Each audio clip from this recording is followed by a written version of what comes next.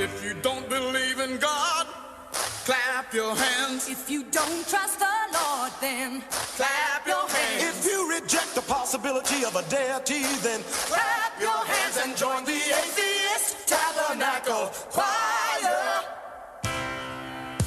we're not gonna cross that Jordan River, It don't even exist, that Jordan River, to be honest, it's an outmoded religious metaphor that Jordan River, yes, we're the Atheist Tabernacle Choir. Today I have two essential tweeters from my timeline. Anyone who listens to this is probably going to be familiar with both of them. I've been following them both forever, really respect their points of view and their opinions, and I also retweet both of them a lot. So I'd like to welcome on to this episode of the Godless Smegcast, Shay, Cherokee Autumn, and Godfrey World. Hello, guys. Hi. Hello. Hi, how are you doing? Great. How are you? I'm great, yeah, absolutely great. Now, Shay, you're in Texas, aren't you? Are you in San Antonio? San Antonio, Texas. That's right. Well, what's the weather like there? I don't know. I haven't stepped out this morning, but it's a little chilly. But it got nice yesterday. So Getting some sun.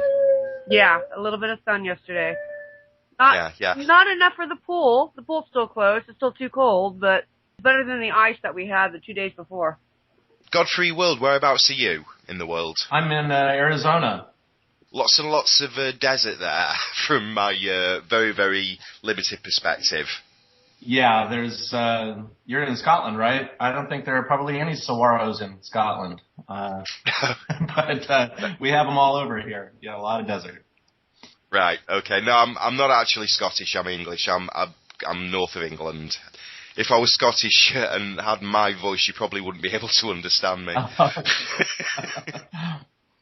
What's the weather like over there with you?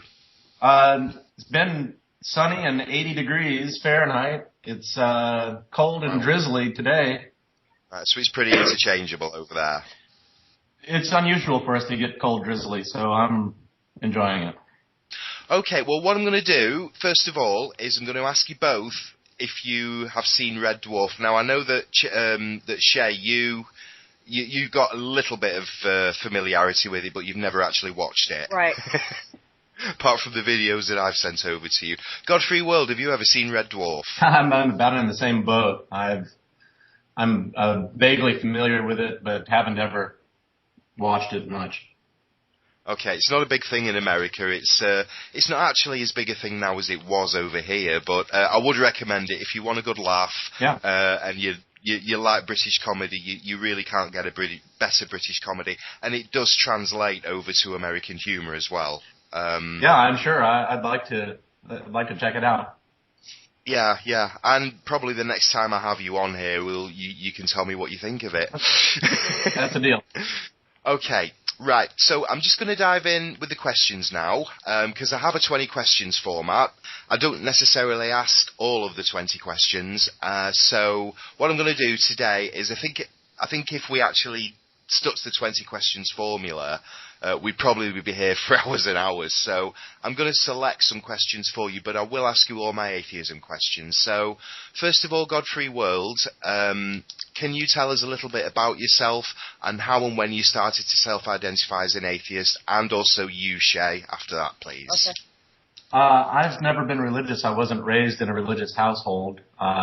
My parents were both raised in a Southern Baptist tradition, and both of them kind of realized as they went to college and became a little bit more knowledgeable about the world that they just didn't really accept a lot of the things that they had been taught and moved away from it. And so my brothers and I we benefited from that, and I think my parents made a conscientious effort to not really say much about religion at all growing up.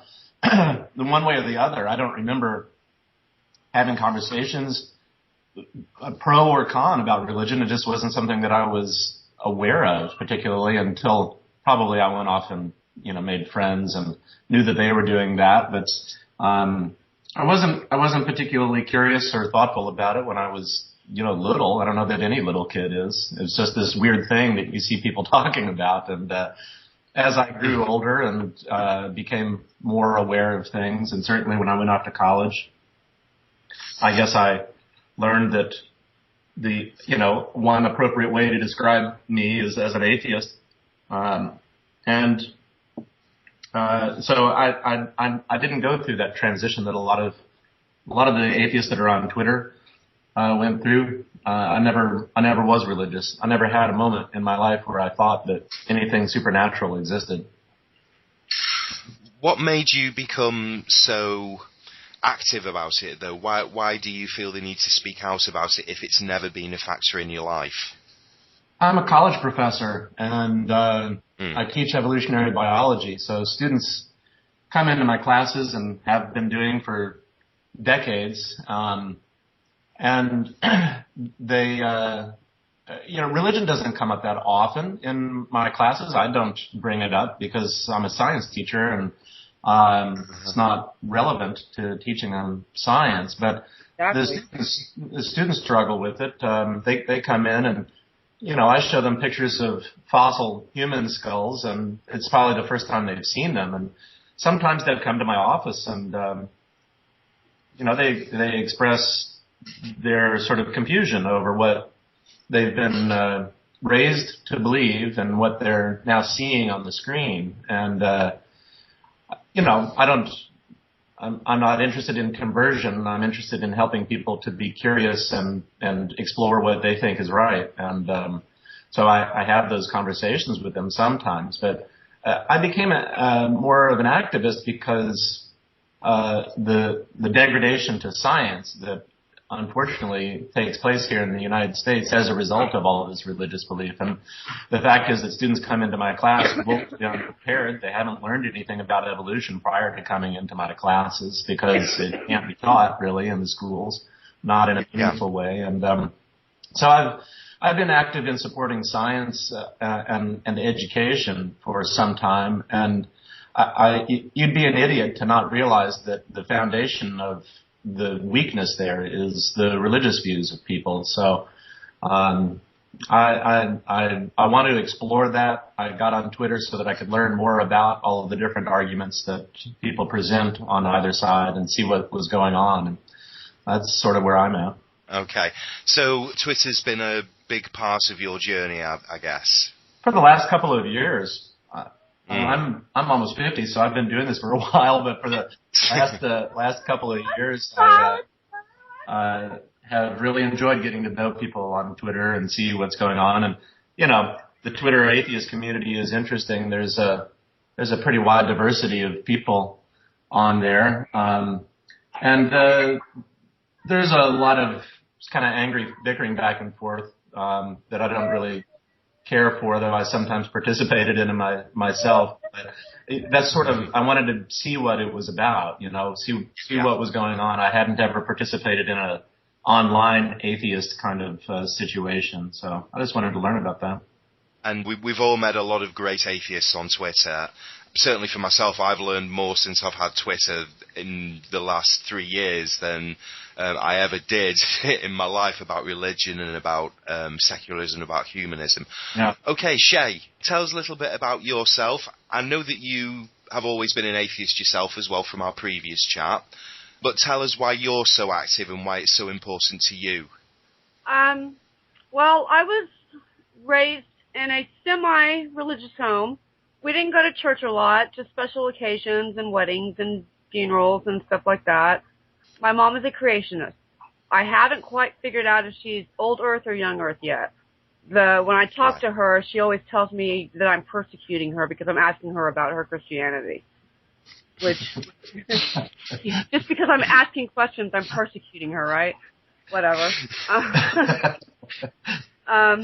But at the age of 12 or 13 in middle school, I had to do a research paper, an essay, and I chose the Greek myth gods. And doing all that research and writing that paper, I came to the realization that gods are man-made creations. And it just really, reading about all those myths really put the religion of today into perspective for me. Now, of course, this was back in the early 80s. But ever since then, I have not believed in a God. And I didn't come out until 3 or 4 years ago when I was 38. And I only came out because P.Z. Myers, who is a friend of mine on Twitter, took his college class to the Creation Museum. And I read all those articles. And I was appalled that this is what they are teaching our children. And at that point right there, I said I can no longer remain quiet. I have to speak up because they are killing science. I don't want my children learning lies. And that is when I decided that I now have to speak up. I can't remain silent anymore. And, I live in Texas, in South Texas. So being an atheist and a liberal is really looked down upon down here. So you've got a real battle to fight there, haven't you? Yes. You've really got all the odds against you in that part of the country. Yes. How hard is it on a day-to-day basis? I mean, you've not only got this, you've also got a very sick daughter, and I think I heard Awesome rambling around there in the background, or was that Cherokee? Yeah, that was Cherokee. He's got some issues too that we're trying to deal with also. But Autumn has been the main focus, so unfortunately Cherokee has kind of fell by the wayside.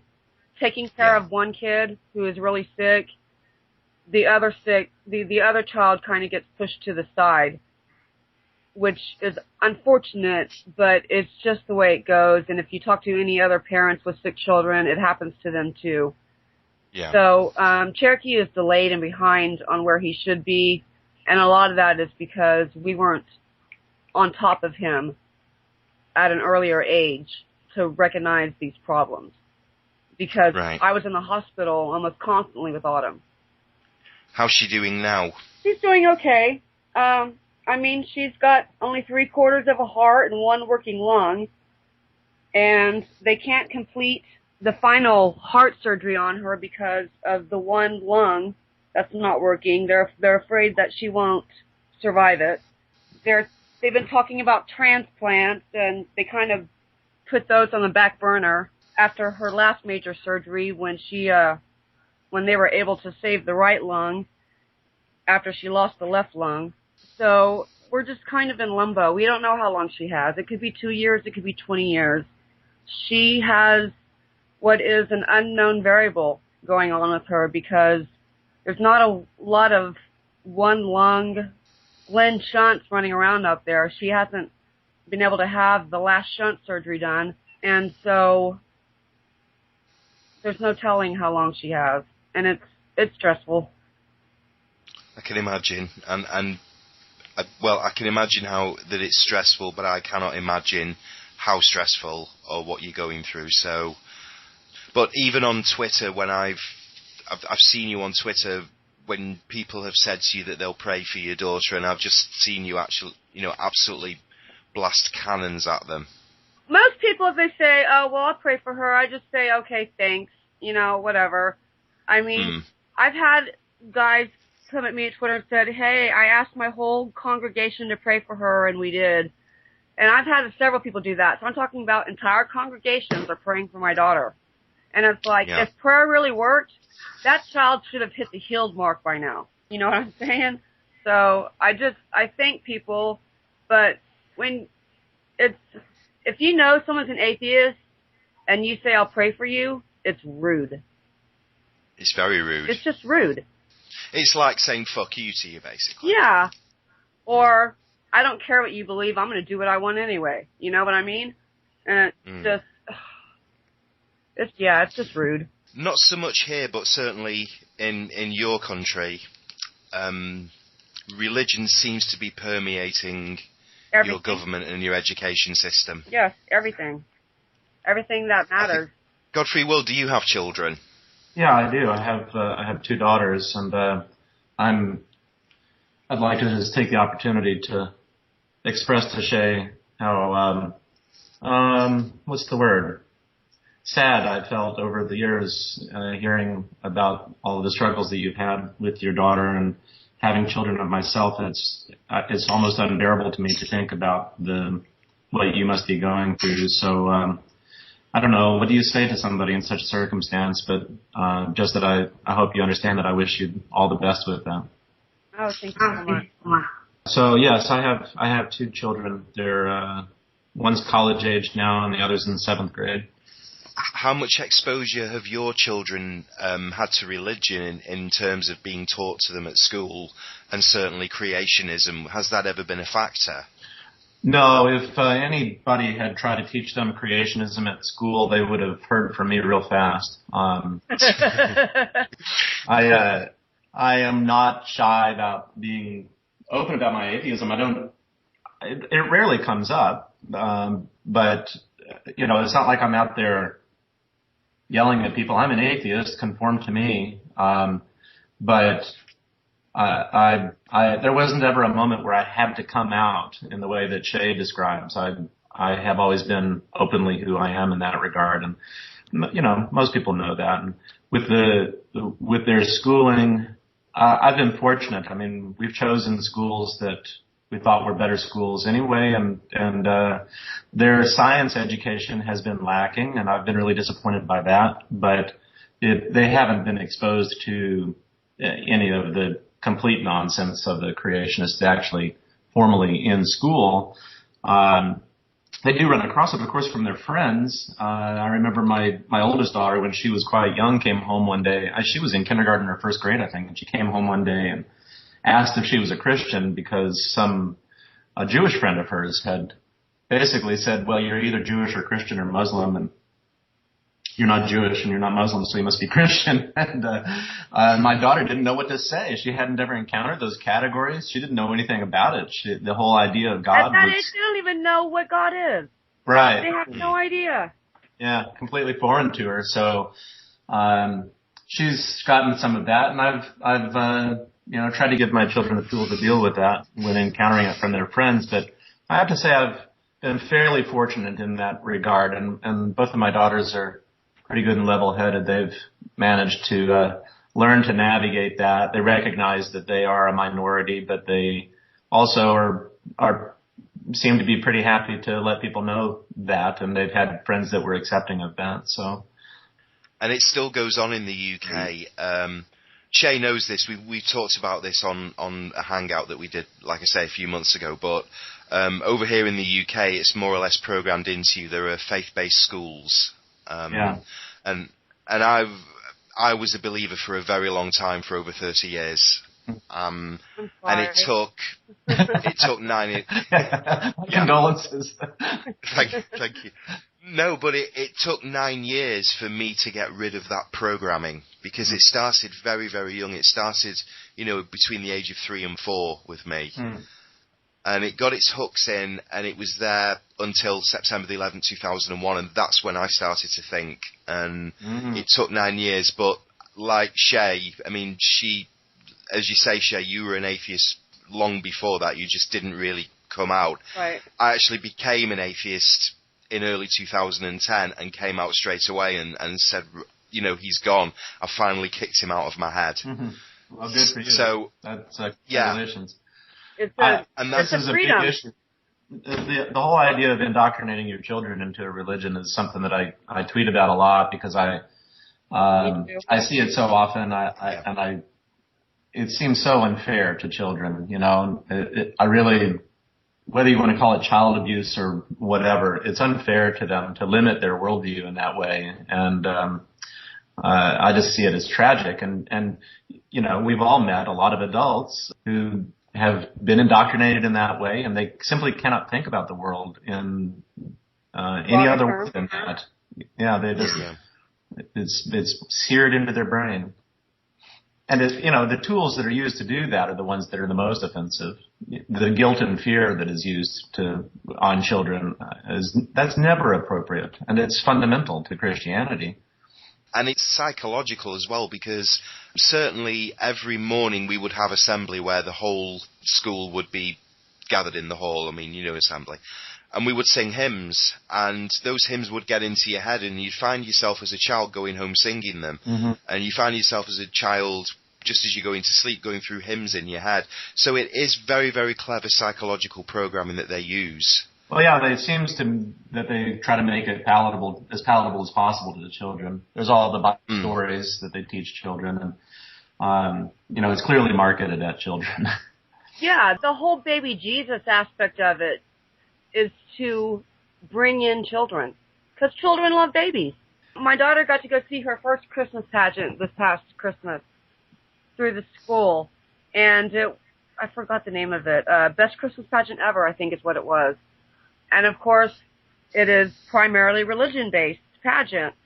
And I had to decide if I was going to let her go see it or not, and I decided to let her go see it. I don't want to keep her from experiencing the things that her friends are experiencing. And I waited for her to come back and ask me questions, and she didn't. So I don't think she processed it all yet.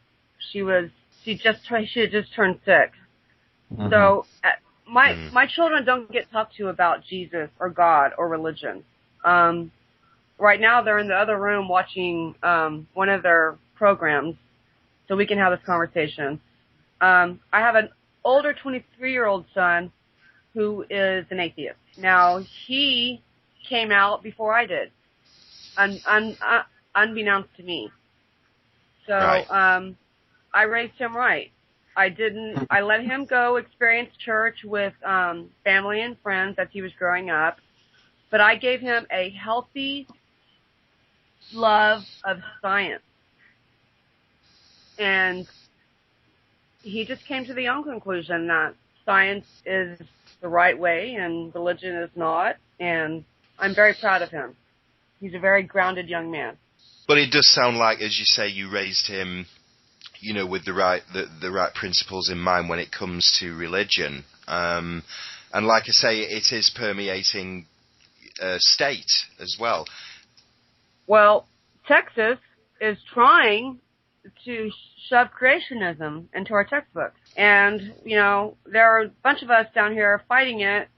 Aaron Raw, a friend of mine on Facebook, is always up at Capitol Hill testifying on this issue. And the charter schools down here in Texas are teaching it. Because I had thought about putting my kids in charter school because the classes are smaller and that way they could get more of a one-on-one. But when I found out they were teaching creationism in the schools, I was like, forget it. I'll keep them in public school. Now, are the public schools faith-based or are they just, non-denominational? Well, I'm not sure how the schooling system is over in America. They're non-denominational Christian. What, the charter schools? No, the public schools. Oh. The public schools. I had to call the ACLU because they're making my 6-year-old daughter, stand up and say the pledge. And I've called the ACLU and talked to them, and they said at whatever point that she gets older and she starts feeling uncomfortable with saying the pledge, to go ahead and let them know, and they will write a letter to the school to excuse her and my son from saying the pledge. Now, I do understand that when they say the pledge, but if they stay silent during the words under God, that they're not actually officially, in the eyes of the teachers, in the eyes of the school, they're not actually fulfilling or saying the pledge in full. Well, yes. Is that right? Yes, correct. But my older son got to high school. He refused to even stand for the pledge, let alone say it. We had a big fight with the school about it, and they were saying that he has to do it. And I said, I think you need to recheck yourself, recheck your laws, look at the Constitution. My son does not have to stand up and invoke God in a prayer. And they said, this is the pledge, not a prayer. I said, it's invoking God. It is a prayer. We won. For his whole 4 years in high school, he did not have to stand and say the pledge. The Dawkins scale, guys, where do you stand? I'm a 6.9. Look, I'm a scientist. I'm not into certainty about anything. That's not the nature of my view of the world. If there's nothing that I am more confidently uncertain of than the existence of a God. If you were to try to put a number on how much I accept that idea, it would be asymptotically approaching 7, I guess, it would be my answer. I don't think that it's logically possible to assert absolute. Yeah, if there is a God, I don't see it that it's any God that any holy book has ever written about. I would see it more of, I understand deists a lot more than I understand theists. I understand the reasoning of a deist. That yes, there is a God, but no, it doesn't have any care, say so, or whatsoever on our lives. You know? I understand a deist's line of thinking. I don't understand a theist's line of thinking that there's an all-loving God when there's so much disease and famine and war on earth. I don't see how a loving God would sit by and just tolerate it. I completely agree. And, the most obvious thing, Genesis, in the beginning God created the heaven and the earth. Well, who was there to witness it? How do we know? That's the first fallacy in the Bible. How did he create the earth? From what materials did he construct the earth? Where did he get the materials to construct the earth? And did he have a manual to tell him how to construct a basic planet? These are questions that we could ask forever and ever, but if there is a God, and I'm in agreement with you both there, we can never say there is not a God, absolutely. If there is one, it's certainly not the God of Abraham or the God of the Bible or the God of the Quran or anything that has been written down by man, certainly, or anything that has been created by man. Not only is the story illogical, and not only is there a complete lack of any observation that would support that, there's a lot about the history of the development of those religions that you can look to, and I think like Shay did, learning about the Greek gods, it's self-evident once you learn a little bit about it that these are creations of the human mind. It's not even terribly hard to understand where that kind of notion of the Abrahamic God would come from. We know that some things are good for us and some things are bad for us. We like experiencing some things. We don't like experiencing some other things. So let's just extend that into perfect goodness and perfect badness, right? And call that evil. That's the human mind extrapolating. It's not the existence of something real. It just never has made any sense to me at all, and it is patently an invention. And it's a book that is fervently accepted around the world, but for whom we have no author. So that in itself wouldn't do it any good with regards to credibility. I mean, I believe, Shay, that you have read the Bible as well, haven't you? Yes. Quite a few times. Yes. That's the only atheist book I've ever read. I've never read a Dawkins, a Hitchens, a Dennett, a Harris. I've never read a single atheist book. But I have read the Bible, and that's all it took. That's all it took. Well, let's face it, the Bible is a manual on how to be an atheist, because, the Bible treats you as though you're an absolute idiot and fails to realize that humans have the ability to read between the lines, and a bullshit filter activates in your head after a while, and you think, yeah, this is fictional. Yeah. Really, I've sometimes tweeted, imagine inventing your own religion, right? Imagine that you're somebody bent on the world, and you want to come up with a way to control people. Invent the religion that would have all of the mechanisms that would maximize your ability to control people, and you'll come up with Christianity. Or Scientology. Yeah, I mean, you can look at the mechanisms that are in there. Unquestioning acceptance. I mean, the idea of faith. What could be a more perfect mechanism for getting people to believe what you say than to convince? If you can convince somebody that they have to believe it, despite everything that their senses are telling them, then you've got them. And I think the same could very, very well be said for Islam as well, although they take it to more extremes. Well, yeah, the Abrahamic religions in general. Certainly Islam, but both religions call for you to be absolutely devout in the only life that you have, and you have to spend that life in servitude. Now, to me, what is the point of having a life if it's not your own to experience and you're not free to enjoy it as you see fit, if you're given free will? I agree completely.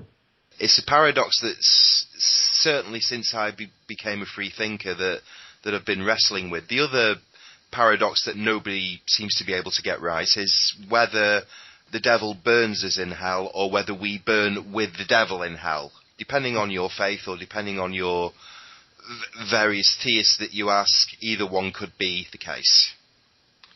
Yeah, but and actually many of them don't.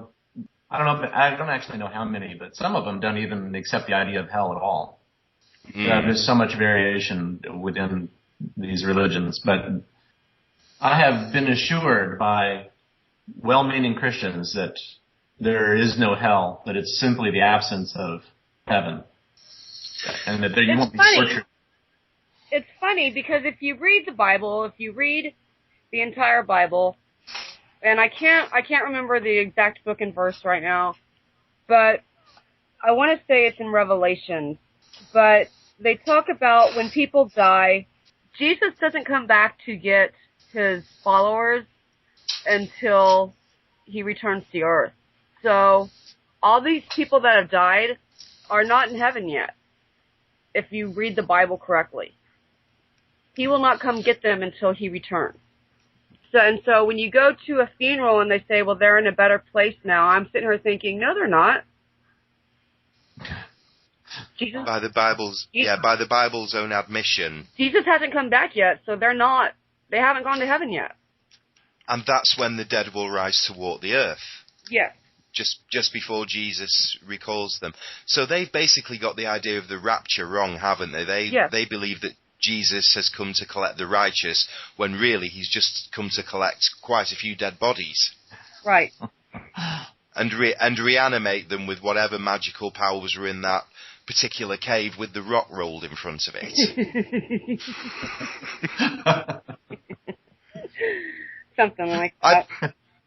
I personally believe that there was something absolutely inhuman in there that bit him, reanimated him, and made him the world's first talking, reasoning zombie who doesn't bite anybody.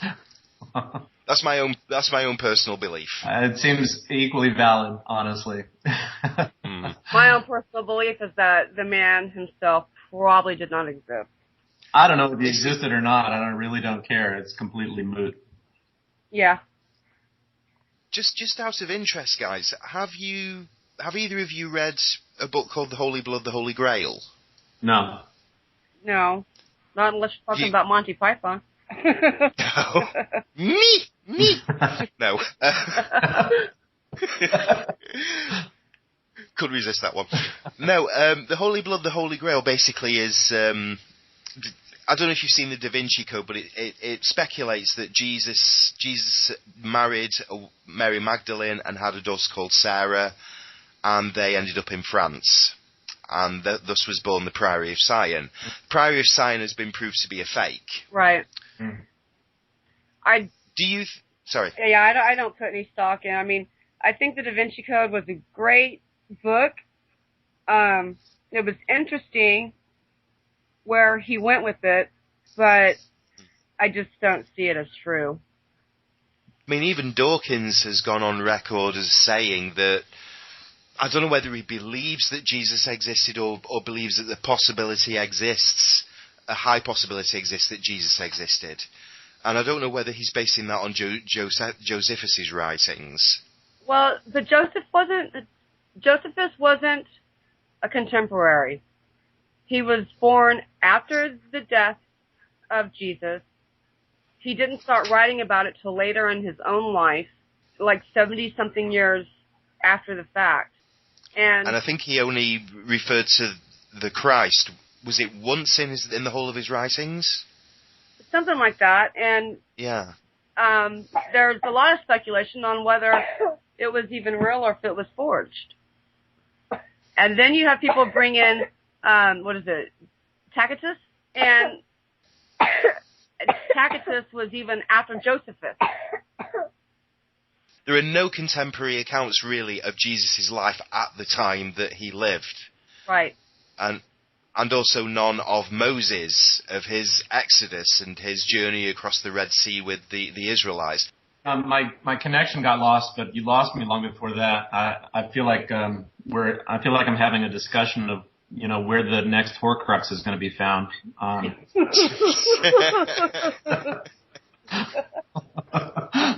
Right. Okay. We'll move on to something a little bit more light-hearted then. Tell me about which Twitter atheists are your favourites and why you follow them and why you admire them. Oh gosh. I have so many favorites. Yeah. I really do. I mean, I love the community I found here. I started Twitter back in 2009, and it's just been, before Twitter, I didn't know that there were atheists out there. I thought it was just me and Bill Maher, honestly. Me and Bill Maher, that's it. That's the only person that I ever heard that spoke what I thought. And then I got onto Twitter, and I found all these amazing atheists, and I'm like, yay, I'm not alone, Because being an atheist in South Texas it just makes you very, I don't know the word, outcasted and introverted. It makes me... Black sheep. Yeah. Yeah, I would not like to be an atheist in that part of the country, if I would be honest. I mean, in real life, I don't tell people I'm an atheist. I mean, I do occasionally wear my atheist t-shirts out in public and stuff, but I don't normally tell people I'm an atheist unless I'm directly asked. I won't lie about it, and I never have, even way back when. But if they ask me, so do you go to church, or what religion are you? I just tell them I'm not superstitious. That's the first thing I say is I'm not superstitious. And then if they press me, I'll say I am an atheist. So, but I try to be nice and just say I'm not superstitious and leave it at that. But usually they'll try to press you. Well, what do you mean by that? Because, Christians act like when you say, hey, I'm an atheist, they think you're being rude. Well, no, I'm not being rude. I'm just being honest. They are offended by the very fact that we exist. And they take it as a personal insult that you don't believe in whatever fairy tales they do. Do you face any difficulties over there in Arizona, Godfrey World? I'm a little bit isolated from that by virtue of being an academic. Most of my colleagues are atheists or agnostics or simply don't talk about it. A few of them are religious in some way or another, but it just doesn't come up in the course of the day. So I don't spend my time around believers particularly. Sometimes students will express their views on that, and but of course, out and about in the real world, out of the ivory tower, the general assumption among people is that you are religious, and they feel perfectly comfortable and entitled to talk about their own religious views and to introduce little things. Just the other day, I was the computer in a classroom wasn't working properly, and couldn't figure out what was going on with it, and then it just suddenly worked. And some student said something about Jesus must have fixed it, and I just thought how weird to just throw that out there. That you're so comfortable to just throw out this weird supernatural explanation for this thing, and I just said, well, if you say so, and she said, oh yeah, I know so. I said, well, I don't. I'm sure she was offended by that, No, I don't agree with you, and that's offensive. You should have said, I don't think Jesus is Microsoft certified. It was a student, so I was trying to hold it in, but a constant downpour of that kind of mentality out and around, and it is very isolating, I don't take direct offense at it, but I do sometimes resent the fact that I live in an environment where most of the people around me not only believe something so strange, but are so completely unaware of the fact that there are others who don't believe that, and who are themselves offended by the fact that nobody believes that. Just this pervasive sense of entitlement is hard to deal with on a day-to-day basis. We don't face many difficulties here in the UK. If somebody says to us, I've had lots of people say to me, I believe in something up there, and I say, yeah, so do I, pilots. Yeah. But sometimes we get people who like to shove it in our faces. People in the town centre who come up to you and say, what a difference God makes in your life, and I'll say, yeah, well, I don't want God's help telling to feed a baby. I just really rebut whatever they say to me, and we do get them in our town centre. But no, it's not a big problem here. Really, if you're an atheist here, people don't really bat an eyelid. So, but I can imagine the prejudice with America being such a Christian country. I can imagine the prejudice that you guys would face. Well, I think it's worthwhile being objective and sober about that. The fact is that on a day-to-day basis, most people don't. I don't encounter daily persecution at the hands of Christians. Most people try to be reasonably pleasant to one another and not impose themselves on you. But that being said, in a larger sort of political, social sense, the entitlement of Christians manifests itself as, the pushing of policies that I do find really to be reprehensible. Clearly, for me, the most direct thing is what I said at the beginning, that the erosion of the quality of science education is the one that affects me the most directly. It makes my job vastly more difficult when students come in having not only not learned anything about evolution, learned evolution well, they've learned a bunch of stuff that makes it almost impossible for them to begin to grasp it. They've learned that you have to unteach them some of the bizarre things that they've learned. And that makes my job incredibly difficult. And I often think how nice it would be if students came in already understanding the basics of evolution. But, beyond that, all of the impact of Christianity in our society, all of the attitudes towards people of different genders, all of what I regard as terribly immoral views towards justice and the treatment of people in our justice system, the treatment of children, all of this indoctrination of children, all of the daily fears that every child in the country practically faces at the hands of these Christians.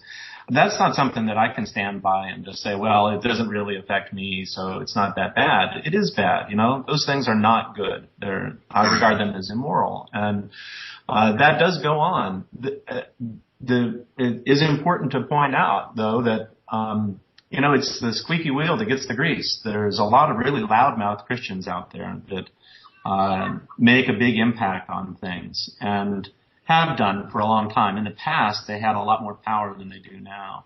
They're still very vocal, but there's also an awful lot of perfectly reasonable, rational people that either don't accept that kind of thing at all or just don't think about it very much. And there's every kind of person here. But unfortunately, our politics has been unduly influenced by this Christian mentality, and our society has been unduly influenced by it in ways that I regard as negative. Yeah, I agree with everything that you've just said, especially about the way that it's permeated society and permeated education. I mean, that's been a big topic that we've talked about today. No, but I do agree it is a problem in America, and it's a problem that kind of we in the UK are now becoming more and more aware of and trying to, certainly the free thinkers among us are trying to ensure that it doesn't happen. I mean, as I've said on a previous podcast, I do know someone who actually homeschools their children because all of the schools, certainly in my town and in a certain radius around it, are all faith-based schools. So they've taken the option to homeschool their child purely because they don't want to expose them or to have them brainwashed into, religion or religious practices. Well, I think Texas is a bit of an outlier, and Shay's experience is probably a bit different than somebody from someplace else. I think my encounter with schools has been largely that, there are individuals in those schools who are religious and who sometimes step over the line. I think teachers need to constantly be aware that whether they want it or not, they may be viewed as a person of authority, and when they express their personal views as opposed to what they should be teaching, it can have an impact on kids. And I have been aware of teachers doing that in my students' classrooms. But the fact is, the United States is a secular nation, right? Our government system is a secular system, and I'm incredibly thankful for that fact. What is concerning is that there are large numbers of people who don't agree with that. And that's been growing. That seems to be growing. There's this mythology that I've encountered more in the last 10 years than I ever encountered before, that the U.S. is a Christian nation, and this push to fundamentally undermine what was a great idea at the founding of our country, which was to completely separate religion and government. And there are people that don't agree with that. I mean, the governor of Texas, he's a dominionist, he believes that we should bring Christianity into the political sphere. That is dangerous stuff. I mean, that is seriously dangerous stuff. You talking about Rick Perry? Yeah. I hope I hope that they don't have the numbers, but that's what it amounts to, is hoping that they don't have the numbers to ever actually bring that to fruition, because they believe it fervently. Well, he's going out, but the guy that's going to be coming in, because I don't know if Wendy Davis can win it. Because, not. I mean, because Texas. Yeah, because it's Texas, and and she's the better candidate, of course. Yeah. And she's who I'm voting for and who I'm campaigning for. But, when Rick Perry made that Merry Christmas law, y'all hear about that? The Merry Christmas law? Which I don't have a problem with, because I don't really care if my child's teacher tells them Merry Christmas. Whatever. I say Merry Christmas, and most people just think I have a lisp. But I've always said Merry Christmas. But I have a problem with too often and too many of these high school science classes that, thankfully, my younger two are nowhere near yet. They often, especially these science teachers, biology teachers, who are Christian, will bring in their Christian faith into the classroom to try to say, well, this is just theory, this is not how it really is, the Bible says how it really is, and this scares the crap out of me for my kids. Yeah, I agree, and I fortunately have not had that issue with my children, and like I said, if I became aware of that, there would be a lot of trouble being made. I would not tolerate that for a moment, and I am fortunate in knowing that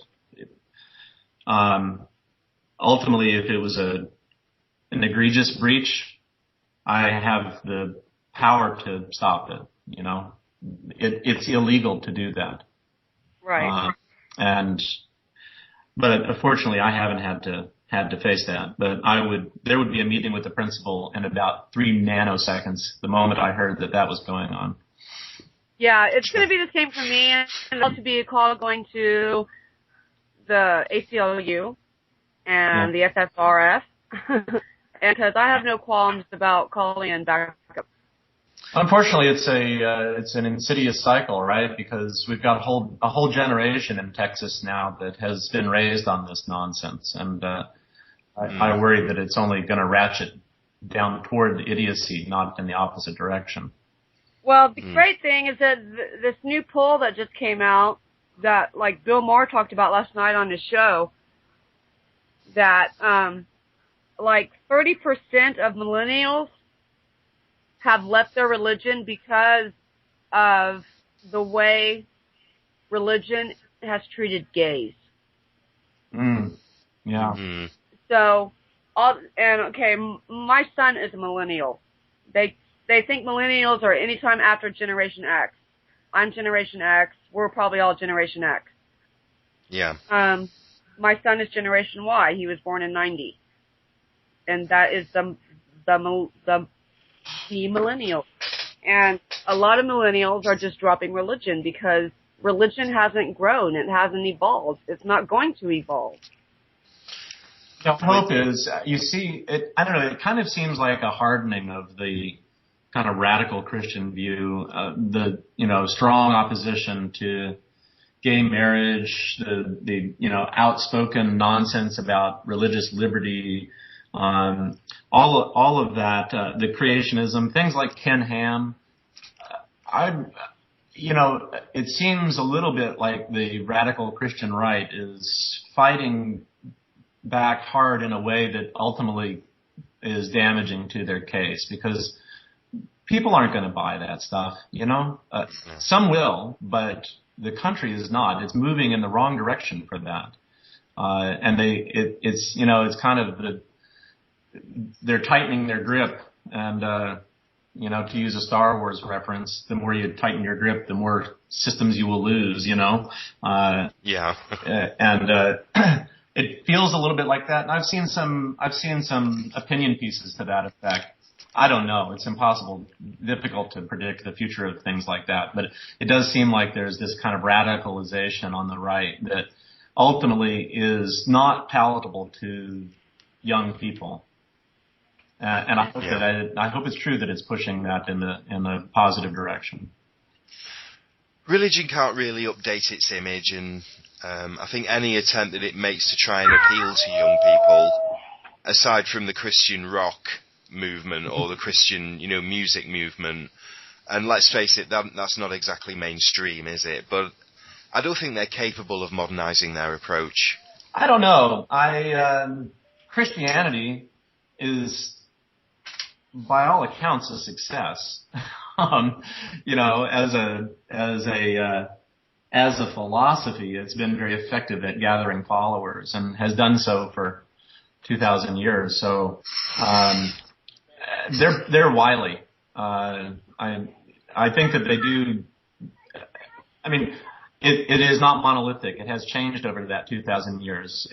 There's a lot of modern morality that modern Christians would accept that would never have been accepted by Christians 500 years ago, even. So, yeah. It does.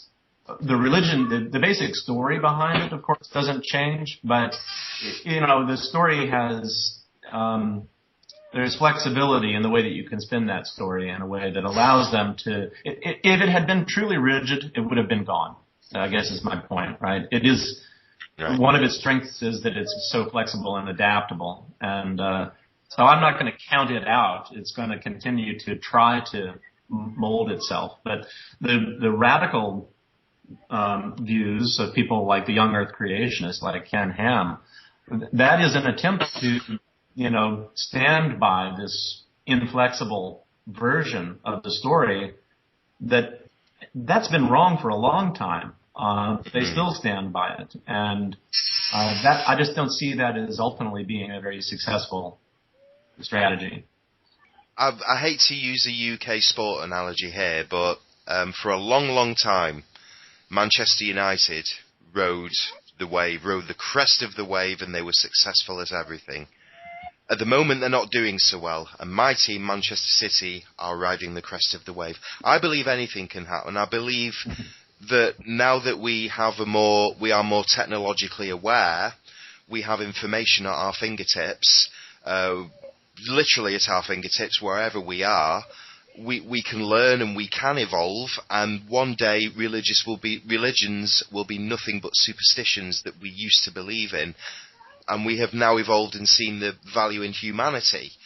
But I don't think it's going to happen in any of our lifetimes, and certainly not in our children or our grandchildren's lifetimes, but I would like to think one day it will happen.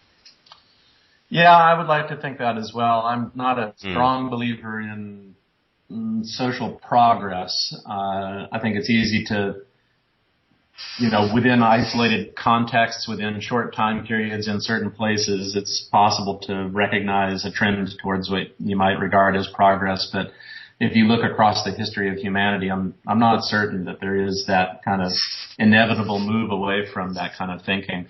Probably, history does tell us that whatever religions are around today will be myth in the future. Whether they will be replaced by other myths or not, I don't know. I like to imagine it as it is in Star Trek, moral people not basing their views on ancient superstitions.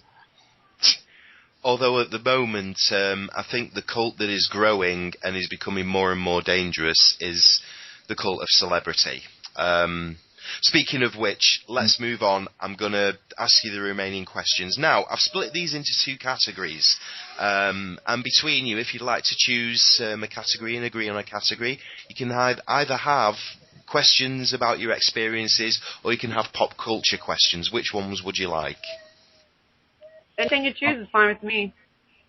Go, Godfrey. World, you say. I'm not. I don't know much about pop culture, but I can take a stab at it. Well, just talking about movies and films that you like and stuff like that. So that sort of thing. So yeah, I'll give you a stab at those. Okay, guys, what's your favourite song in the world and why? Favorite song? But I have too many. Music is a part of my life. I'm a rock and roller. And I kind of guessed you were, actually. And I like just about all genres. But I don't think I could pinpoint just one. I think AC/DC and The Who are some of the greatest rock bands that have ever lived. So anything from them. But there are others. I think I can listen to Van Halen and it always gets me in a good mood. It just depends on, your mood and where you are in your mind. And okay, let's pick Van Halen, Shay. What song of theirs do you particularly like best? Because I'm a big Van Halen fan as well. I'm with you on them. I like them when they were Van Halen. I like them when they were Van Hagar. Because I liked Jimmy Hagar. I liked Jimmy Hagar when he was on his own. Yeah, he had a pretty and he was with Montrose for a bit, wasn't he, as well? Yes. I saw them in '93 at Birmingham NEC when they were doing the For Unlawful Carnal Knowledge tour, and they were absolutely brilliant. So yeah, I agree. They were really good with Hagar as well. Although they did suck with Gary Cherone. Did not like that album at all. Yeah, I don't think I heard that one. No. Have you heard their new album with David Lee Roth? No, I have not, and I'm interested in hearing it. I mean, that guy has got the biggest ego. Yeah, but he's calmed down a little bit now. But yeah, he used to be pretty wild. Godfrey Will, what about you? What's your taste in music like? Well, I'm not sure that anybody's ever asked me what my favorite song is, and I find that an absolutely impossible question to answer. How do you pick between? I like so many different things. I couldn't choose between Vivaldi and Led Zeppelin. Exactly. Not possible. And like Shay said, it depends on your mood. It depends on so many things. You can, you can love lots of music. I couldn't pick a favorite song. I can pick a favorite movie. I can't pick a favorite song. Okay, well that's actually another question. What's your favorite movie of all time? My favorite movie is To Kill a Mockingbird. Oh yeah, fantastic. Gregory Pecker's Atticus Finch. Yeah. Yeah, there's just something about that I don't know, seems to feel, it captures my existence on this planet better than most any other movie. And presumably you've read the book. Yeah. A wonderful book. The book and the movie are of equal quality, I think. Yeah, I would agree on that. And I can't really think, possibly up until The Shawshank Redemption came along, of of a film that had been more perfectly a film that had been more perfectly adapted from a book? Yeah, well, I haven't read as many books as I have seen movies, so I don't know about that, but I can't think of another case. But, even with that, I say that I have a lot of favorite movies. I would, it's almost silly to put that above, whatever, Schindler's List or Casablanca or, I don't know, the list is infinite. But for some reason, that To Kill a Mockingbird for me just, I watch it once every year. It's the closest thing I get to church. And what the film and the book does successfully, certainly for me, is build up anticipation as to Boo Radley. Yeah. And what the guy is really like. And he's very much written and portrayed in the film as a very, very ominous figure. But you actually find out that he's not such a bad guy. So, yeah, the film and the book, and you've just reminded me I must read the book very soon, because it's a book I always like to go back to. Shay, what about yourself? Well, again, I have a lot of favorite movies. It's going to depend on what kind of genre it's in, if it's comedy or romance or drama. I'm really into cinematography. One of the best cinematography movies I've ever seen was Last of the Mohicans. Michael Mann, yeah. Yeah, that's a great movie. And just, I think Braveheart also had some pretty good cinematography in it. But unfortunately, they had that guy in the middle of all the nice. Yeah, I know. Yeah, that's true. It had that crazy fuck in it too, right? Yeah. In terms of cinematography, Shay, what would you say about the Nolan films, the Batman trilogy, Inception? The newer Batman movies with Christian Bale? Yes. Yeah. Yes. Yeah, they're very good, very dark. With Tim Burton movies, you can always tell a Tim Burton movie. Yeah, you can. And though I like the movies, it's not as appealing to me as the newer Batman movies were. What is your favourite swear word and why? Fuck. So versatile. It encompasses so much. Yeah. So versatile. Godfrey World. Yeah, definitely. By order of magnitude, fuck is far and away the best curse word. Yeah, there's not even a second place. it's fucks all the way down. Now, can you guys remember a day when you haven't used the word fuck? And if so, how long ago was it? Can't remember. I have small children, and I still can't remember.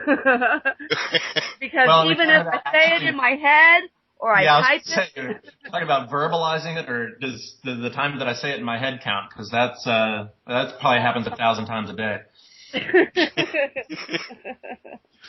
Well, as a Brit with our own unique particular set of swear words, can I just put the flag up and say that there's a lot of virtue to be had in saying bollocks and wanker, and there's also a lot of satisfaction to be had as a Red Dwarf fan by saying smeg. So, yeah, you guys definitely have you've got some good words like that. I can't bring myself to use them because I just feel pretentious doing so, like borrowed culture. But that and, calling somebody a mate, I just think is fantastic. We don't really have an equivalent for that in the U.S., Yeah, you got buddy.